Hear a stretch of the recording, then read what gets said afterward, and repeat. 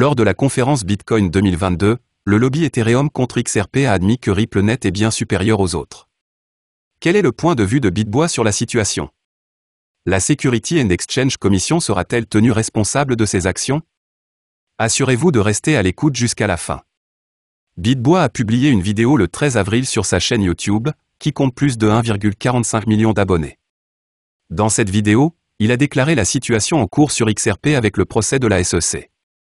Plongeons plus profondément et comprenons ce qu'il a dit. Il a déclaré « La motion de la SEC pour le réexamen de la décision du PPD selon laquelle le discours de Bill Hinman sur le DCF de 2018 était une orientation de l'agence a été refusée par le juge Sarah Netburn. Le procès a été interrompu après que la SEC a exigé que le discours de Hinman ne soit pas considéré comme une orientation de l'agence. Vous ne pouvez pas dire que Hinman ne faisait pas de conseil à la SEC, puis changer d'avis lorsque le procès ne va pas dans votre sens, a déclaré la juge Netburn. Le juge Netburn a poursuivi, la SEC n'a pas réussi à démontrer que le tribunal a ignoré des questions de fait lorsqu'il a décidé si le privilège s'appliquait à l'entrée neuve de l'annexe A. Sa demande de réexamen a été rejetée. Beaucoup voient cela comme le clou final dans le cercueil de la SEC, et même si elle a 14 jours pour déposer une objection, les esprits juridiques s'accordent à dire qu'il n'y a rien à considérer pour le juge de district. Par ailleurs, Shannon O'Leary, par l'intermédiaire de l'avocat plaidant américain Fred Rispoli, a déposé un recours collectif contre les anciens dirigeants de la SEC, Jay Clayton et William Hinman, suite à plusieurs appels de la communauté Ripple, XRP, pour enquêter sur les allégations de pratiques corrompues du duo. Rispoli a affirmé dans son action en justice contre Clayton et Hinman que les deux anciens dirigeants ont agi dans l'intérêt de leurs employeurs précédents et actuels, qui ont tous deux des liens étroits avec Ethereum, afin de nuire à des centaines de milliers d'investisseurs XRP dans le monde entier. Alors qu'aucune agence ne s'était montrée intéressée par les appels de la communauté Ripple à une enquête sur les activités de l'ancien président de la SEC, Clayton, et du directeur financier de la commission, Hinman, Rispoli a noté dans un long fil Twitter que O'Leary avait décidé de se saisir de la question. Selon Rispoli, il existe des preuves substantielles exposant certaines des pratiques louches de Clayton et Hinman, et un recours collectif a été déposé contre eux. Le 11 avril 2022, Madame Clayton et Hinman ont été poursuivis dans le cadre d'un recours collectif pour interférence délictueuse avec l'espérance commerciale valide de tous les utilisateurs du réseau XRPL. Shannon O'Leary, le demandeur principal, et mon client, ont décidé de prendre position, a déclaré Rispoli. Il convient de noter que ce n'est pas la première fois que Clayton et Hinman sont accusés de prendre le parti d'Ethereum au détriment de Ripple. L'ancien président Donald Trump a nommé Clayton au poste de président de la SEC le 4 mai 2017. Au cours du 9 mai, Clayton a reconduit Hinman au poste de directeur de la Division of Corporation Finance de la SEC après sa reprise de la présidence de la commission. Avant sa nomination, Hinman travaillait comme associé du cabinet d'avocats américain Simpson Taché, membre de l'entreprise Ethereum Alliance, représentant les intérêts financiers de TH. Clayton a déclaré que le Bitcoin n'est pas une valeur mobilière en 2018, ce qui a fait monter en flèche son prix et a cimenté sa position de crypto-monnaie la plus précieuse en termes de capitalisation boursière. Pour être clair, l'Ethereum et le Ripple se livraient une bataille acharnée pour savoir qui prendrait la deuxième place dans le classement mondial des crypto-monnaies. Toutefois, en déclarant que le TH n'est pas un titre, M. Hinman a brisé les espoirs de Ripple de concurrencer l'Ethereum en tant que deuxième crypto-monnaie en termes de capitalisation boursière. La valeur de l'Ethereum s'est envolée, laissant Ripple dans la poussière.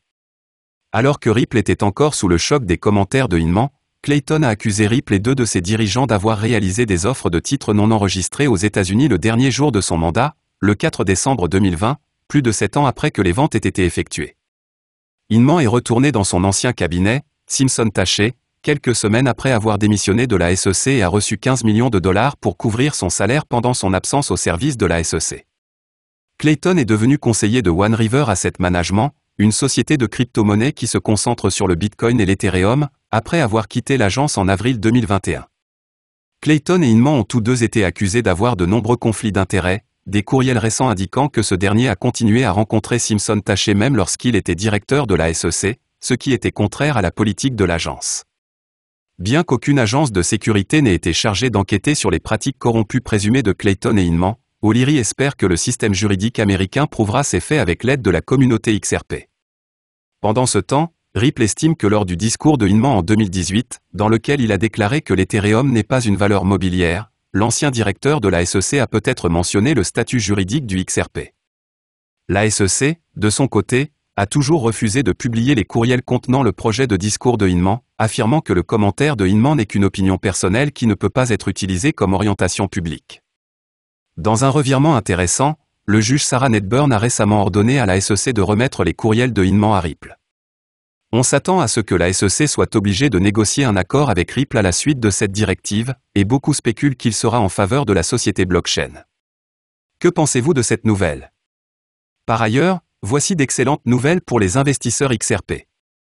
Allbridge, un pont cross-chain bien connu, a annoncé aujourd'hui qu'il a intégré avec succès le support du XRP Ledger, l'une des blockchains publiques décentralisées les plus populaires pour les paiements. XRPL a été ajouté comme 14e chaîne de la société. L'intégration de XRPL a été annoncée pour la première fois par Allbridge en janvier de cette année.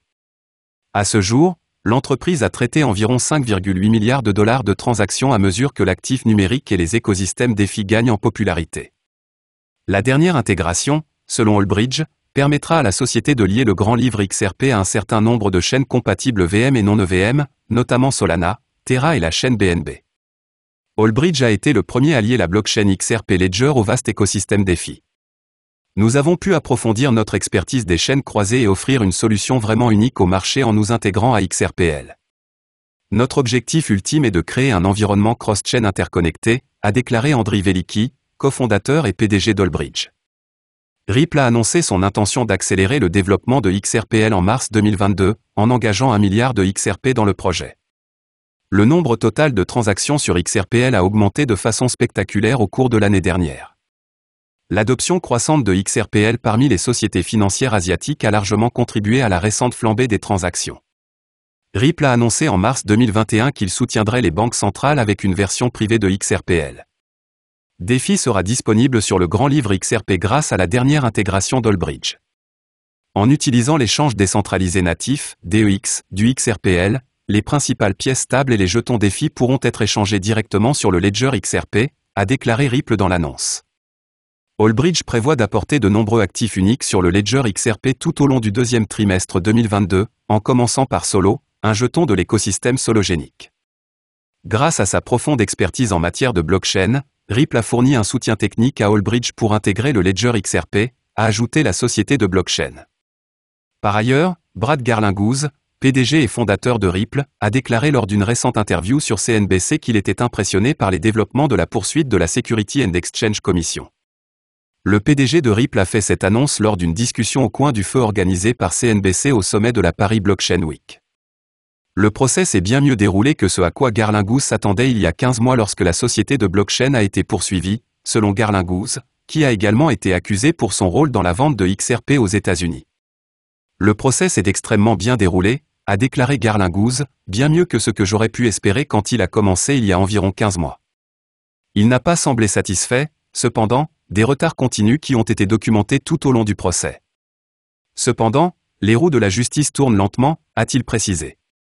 Le procès a eu divers effets sur Ripple, selon Garlinghouse, qui a déclaré que la société opère déjà dans un scénario catastrophe, ajoutant « Cette affaire est importante, pas seulement pour Ripple, elle est importante pour l'ensemble de l'industrie de la crypto aux États-Unis.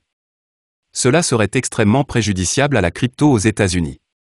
Si Ripple gagne, la SEC américaine devra établir des règles pour déterminer quelles crypto-monnaies doivent être classées comme des valeurs mobilières. Si la société perd le procès, presque toutes les crypto-monnaies négociées aux États-Unis pourraient être classées comme des valeurs mobilières. Entre-temps, étant donné la récente série d'événements qui se sont déroulés contre la SEC, le procès devrait aboutir à un règlement en faveur de Ripple. Que attendez-vous de XRP une fois le procès terminé? Quelles sont vos premières pensées et prédictions sur le prix du XRP? Faites-le nous savoir dans la section des commentaires.